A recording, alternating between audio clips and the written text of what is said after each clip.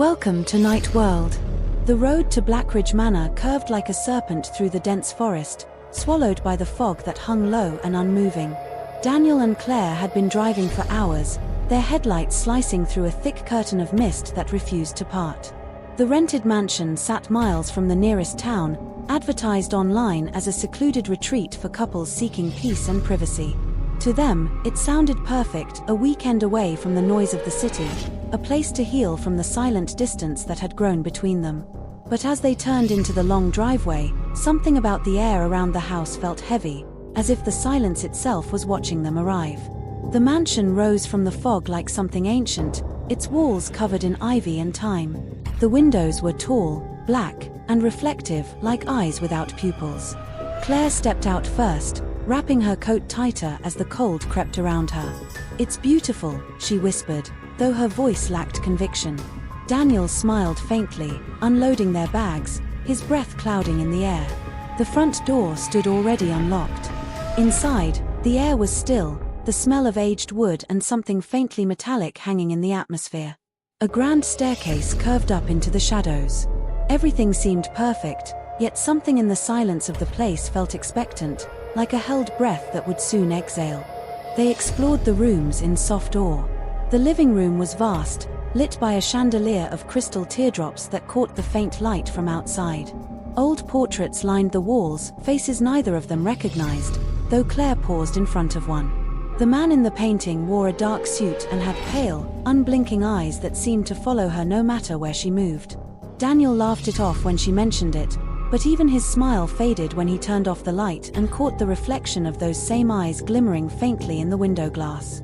They ignored it, convincing themselves it was imagination and travel fatigue. Yet the feeling lingered, a sensation that the house itself was aware of them. That night, as rain began to tap softly against the windows, Claire unpacked their things while Daniel tried to get the fireplace working. The sound of crackling wood filled the air, comforting and alive. They sat together for dinner in the dining hall, the only light coming from a few flickering candles. It almost felt romantic, until Claire noticed something on the far wall, a faint red light, like the tiny blink of a recording device.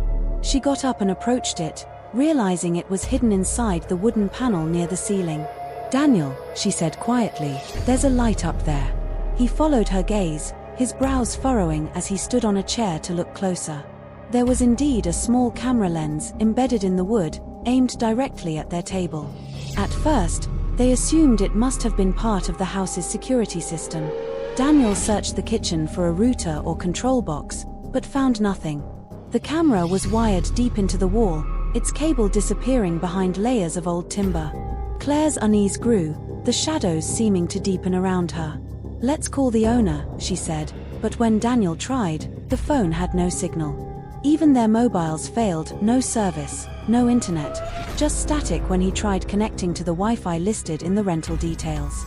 Claire stood near the window, staring out into the black forest, where she swore she saw something move among the trees, something tall, shifting, watching. When they finally went to bed, the mansion seemed to settle into a quiet that wasn't peaceful. Every creak in the floorboards sounded deliberate, every sigh of wind through the cracks like a whisper trying to form words. The bedroom was large, its furniture covered in carved designs of eyes and faces, ornate, but unnerving. Claire lay awake long after Daniel drifted off, staring at the ceiling where faint lines ran like veins through the plaster. She turned once, catching sight of the mirror opposite the bed. For a moment, she thought she saw movement, a reflection of someone standing near the window, but when she looked directly, there was nothing there. The mirror, however, still showed the faint outline of a figure beside the curtains. Claire's breath hitched. She sat up slowly, heart pounding, eyes locked on the reflection. It was too faint to make out details, just the shape of someone standing still, watching. She reached for Daniel, whispering his name, but as soon as he stirred, the reflection vanished. He turned on the bedside lamp, flooding the room with yellow light, and the mirror showed only their frightened faces. "It's just nerves," he muttered, though his voice trembled slightly. They left the light on for the rest of the night, but sleep never came easily. Somewhere above them, a faint sound repeated, soft clicks, rhythmic, mechanical. If they had followed it, they would have found the attic door slightly open, a red light blinking in the dark. Morning came grey and heavy, the fog outside refusing to lift. Claire made coffee while Daniel searched the house again, determined to find more cameras. He discovered two, one behind a bookshelf in the study, another hidden within a decorative vase near the fireplace. Both were old, wired systems, their power lines disappearing into the walls like roots feeding on something deeper. "This place is wired," he said under his breath. Claire stared at the fire, feeling the warmth fade against the chill that seemed to come from the walls themselves. "Maybe it's just for security," she offered weakly, but neither of them believed it anymore. The house wasn't protecting them, it was observing, cataloging, memorizing. By afternoon, Daniel found a narrow door behind a curtain near the main staircase. It led to a small, unlit room filled with monitors, old, dust-covered screens stacked on metal shelves. Some flickered faintly, showing static and shadowy glimpses of the house from different angles. One monitor showed their bedroom. Another showed the hallway outside it. A third, half-functional screen displayed the kitchen, but Claire froze when she saw her own face appear on it, moving in real time, though she wasn't standing there now. The feed wasn't live. It was showing something recorded, her movements from last night. They both stepped back, the static growing louder, the faint echo of whispering filling the room like 100 voices murmuring just below hearing. Daniel reached for the power cord, yanking it from the wall. The screens went dark, but the whispering continued for several seconds before fading. They left the room, shutting the door tightly behind them. "We're leaving tomorrow," Claire said. Daniel nodded, though deep down, he wasn't sure if the house would let them. That night, as they tried to sleep again, the soft clicking above returned. The sound grew slower, heavier, until something shifted in the ceiling, the faint creak of weight moving across the beams. Claire clutched Daniel's arm, whispering that someone was up there. He grabbed a flashlight and forced himself to climb the attic steps. The air grew colder with every step. When he reached the top, the beam cut through the dust, landing on rows of old cameras, hundreds of them, facing different directions, all pointing toward a single chair in the center.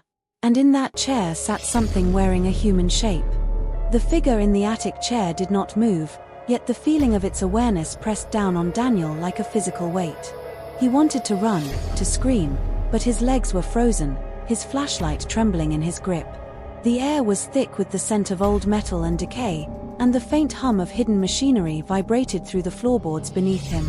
Every camera in the attic seemed to pivot subtly, the lenses reflecting his own terrified expression back at him.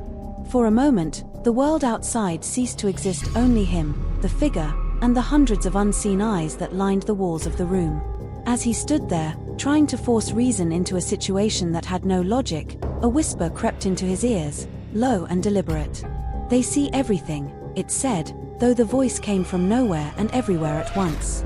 Daniel's breath hitched, and he stepped back toward the stairs, his heart hammering like a drum in his chest. The figure remained motionless, as if daring him to move. Below, Claire slept or tried to, unaware of the horror that had taken form above their heads. But the house had plans beyond the veil of sleep. It did not simply watch, it learned, it anticipated, and it punished curiosity with a precision that defied human understanding. Daniel fled down the steps, ignoring the chill that gnawed at his fingers and toes. The attic door slammed behind him, though no breeze had passed through the hall. Claire stirred, sitting upright and rubbing her eyes, sensing the tension that Daniel carried in every movement. He tried to explain what he had seen, but the words caught in his throat. I don't know how to tell you this," he said finally, voice tight. "The cameras, the attic, it's alive. It's watching." Claire's skin prickled as a cold draft brushed across the room, though all the windows remained shut. The sensation of being watched multiplied, like 1,000 invisible eyes scanning every heartbeat, every breath. They decided to leave, but the house resisted. The front door would not open, its ancient locks jammed despite appearing untouched. Windows that they had passed through earlier now seemed fused into the walls, reflections warping unnaturally, showing the wrong angle of the room or the faint outline of a figure standing behind them. Claire's panic grew, but Daniel forced her to follow him through the dim corridors, guided by the flicker of candlelight. Each step seemed longer than the last, the hallways stretched, the ceiling rising impossibly high, the shadows thickening into shapes that whispered secrets in a language neither could understand. The mansion was no longer a building, they realized too late. It was a living organism, breathing around them. As night deepened, their refuge became an illusion. In the living room, the mirrors lining the walls now reflected things that did not exist. A figure crouched in the corner, eyes glowing faint red. The portraits along the walls shifted slightly, the painted eyes following their every move with unnatural precision. Claire shivered as the chandelier above her flickered, casting long, quivering shadows that seemed to crawl across the floor like ink bleeding into water. The house had begun to anticipate them, predicting every movement, every attempt to escape, until the very architecture conspired against their freedom. Every hallway they ran down looped back to rooms they had already passed. Every door led to places they did not recognize. Daniel and Claire stumbled into the dining hall, breathless and desperate, only to find the table set with dishes they had never unpacked. The plates were covered in a thin layer of dust, yet the silverware gleamed as if freshly polished. They froze, staring at the arrangement that had formed as if the house had prepared a ritual in their absence. On each plate lay a small camera, identical to the ones they had discovered. Claire's stomach turned. The house did not just watch, it recreated, anticipated, and rehearsed every movement. The thought struck Daniel with horror. The cameras were not the surveillance, they were the house itself, manifesting its will through objects, through space. Then came the whispers again, louder this time, echoing through the walls and floors. "You belong here, you belong here." The sound was closer than the walls, coming from within their own heads. Claire screamed as a shadow slipped across the ceiling, stretching impossibly long before vanishing into the darkness. Daniel grabbed her hand, trying to run toward the stairs, but they found the steps warped, leading them into the basement instead. The cold air hit them like a wave, damp and musty. The basement was vast and dark, lined with shelves of broken televisions, all flickering static, yet in each screen, they saw themselves sleeping, watching, frozen, replayed in every horrifying angle. Time became meaningless. Each second stretched into an eternity as the house toyed with them. They attempted to barricade themselves in a small room, but the walls shifted with quiet, deliberate creaks. Doors appeared where there had been none. Windows showed forests that did not exist. The cameras were everywhere, hidden behind panels, mirrors, vases, and even behind the eyes of the portraits. Every glance, every turn was catalogued, analyzed. The house was no longer just a structure, it was a predator, patient and intelligent. And in the corner of the basement, an old rocking chair began to move slowly, as though propelled by a will unseen, creaking with the sound of centuries, beckoning them closer. Claire collapsed, sobbing quietly, her voice barely audible above the persistent hum of the unseen machines. Daniel held her close, whispering that they had to survive, that the morning would bring escape. Yet even as he spoke, a flicker of red light passed across the floor, another camera, another eye, another reminder that the house had already rewritten their reality. Every heartbeat was recorded, every fear catalogued, every attempt at escape anticipated. And as the shadows deepened and the ceiling seemed to pulse, a single thought echoed through Daniel's mind with terrifying clarity. The house did not want them to leave. It wanted them to become part of its memory, to be watched forever, sleeping under the weight of eyes that never blinked. The basement air pressed down on Daniel and Claire like a living thing, thick with dust, dampness, and the unmistakable smell of decay. The flickering red lights of hidden cameras reflected in the dark, casting fleeting, unnatural shadows that slithered along the walls. Claire pressed herself against Daniel, trembling, as though proximity to him could shield her from the suffocating awareness of the house. The faint hum of machinery, once subtle, had become a rhythm, deliberate and sinister, like the heartbeat of a creature lying beneath the floorboards. Every creak of timber, every sigh of the old structure felt orchestrated, as though the house itself was breathing and aware, responding to their fear. They stumbled forward, following the faint glow of an exit sign that had mysteriously appeared above a far wall. The hallway beyond was impossible, longer than any humanly conceivable passage, narrowing and widening at intervals, walls that rippled subtly as if alive. Portraits shifted imperceptibly with each step, their painted eyes watching their progress. Daniel reached out, touching the frames to steady himself, and the images warped beneath his fingers, faces twisting, mouths opening in silent screams. Claire gasped, retreating into the safety of his shadow. Every instinct screamed that they should flee, yet the mansion's grip felt unbreakable, a labyrinthine prison crafted of wood, glass, and centuries of observation. In what should have been the study, they found dozens of diaries stacked neatly on a wooden table. Each was labeled with dates spanning decades, handwritten in meticulous script. Daniel flipped through one, his stomach turning as the pages described the movements of past guests exactly as he and Claire had moved. Every whispered word, every sigh of unease, every glance at a flickering shadow had been chronicled long before they arrived.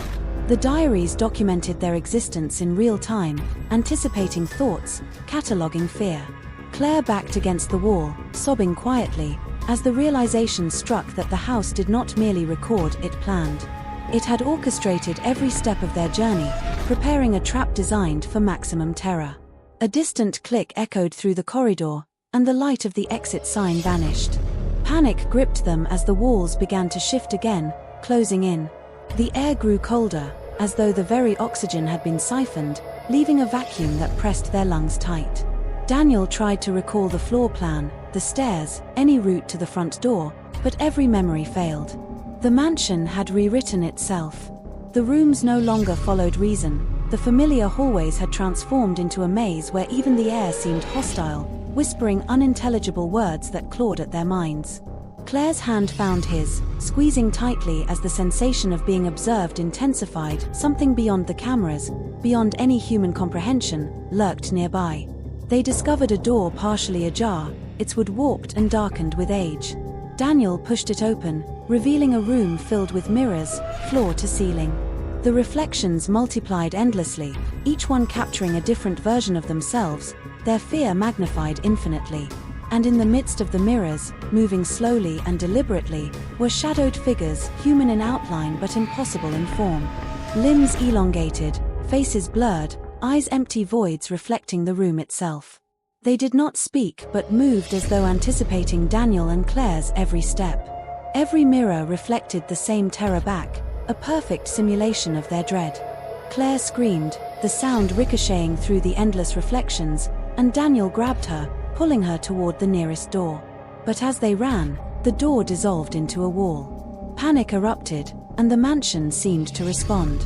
The whispers coalesced into words, clear and deliberate. You are ours. You belong here. Shadows gathered, flowing across the floors, climbing the walls like black ink in water. The temperature plummeted, and a frost began forming along the edges of mirrors and picture frames. Daniel's flashlight flickered violently, revealing glimpses of countless eyes staring from the shadows, eyes not captured by cameras, eyes that belonged to the house itself. Every creak, every whisper, every shifting shadow was part of a pattern, a calculation, a living architecture of terror.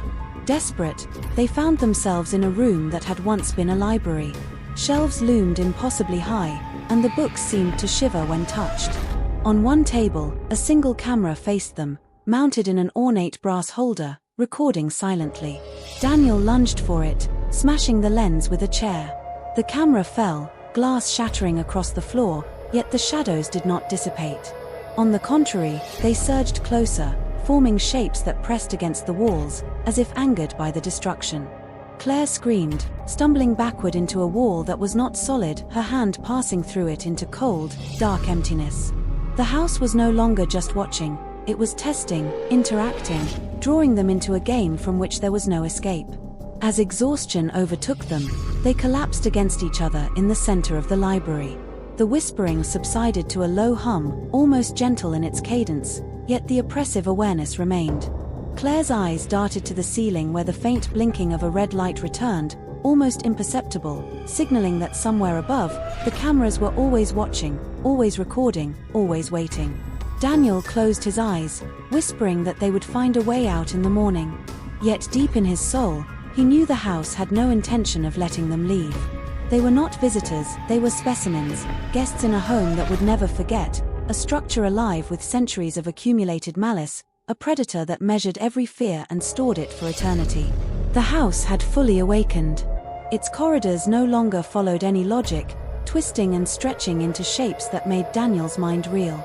Claire clung to him as they stumbled through the ever-changing halls, each step met with a soft, deliberate creak, as if the mansion itself were pacing alongside them. The walls pulsed slightly, the paint rippling like skin, and the portraits along the hall seemed alive, eyes tracking every movement, mouths twitching with silent, malevolent amusement. Every shadow lengthened unnaturally, forming shapes that leered and whispered in a language just beyond comprehension. They were no longer merely watched, they were being toyed with, dissected, and catalogued in real time by the house's unseen, omnipresent consciousness. As they turned a corner, they stumbled into a vast room that appeared to be a ballroom, yet its grandeur was warped and grotesque. Chandeliers hung like jagged stalactites, dripping with thick cobwebs and a faint red liquid that shimmered in the candlelight. Mirrors lined the walls, but each reflection was wrong, showing them older, haggard, their faces twisted in terror before it had even occurred. Shadows moved independently of their bodies, slithering along the walls and floors, occasionally pressing against their reflections to mock them. Claire screamed as one shadow elongated into a humanoid shape, its face dissolving into a black void that reached for her. Daniel grabbed her, forcing them back toward a doorway that no longer led anywhere familiar. The mansion's very architecture had become a predator, guiding them toward a climax they could not escape. The whispering began again, louder, more deliberate, echoing through every room, every hall, every crevice of the house. "You cannot leave. You are ours. You are part of us." The words reverberated inside their skulls, indistinguishable from their own terrified thoughts. They tried the windows, every one showed the forest outside, dense and fog-shrouded, but no matter which they approached, the view shifted, revealing hallways or rooms instead of freedom. Time became meaningless. Minutes stretched into hours as the mansion played with perception. Every sound was amplified, the distant drip of water, the whisper of air through cracks, the faintest shift of floorboards.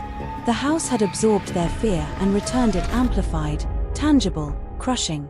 Suddenly, Daniel spotted a staircase leading downward, partially hidden by shadows and mirrors. They descended slowly, each step echoing like a drumbeat of doom. At the bottom, they entered a cavernous chamber lined with monitors, hundreds of screens flickering simultaneously. Every moment they had experienced since entering the house was displayed, duplicated across countless angles, with their faces frozen in terror. Some images were live, others slightly delayed, replaying memories they didn't realize were recorded.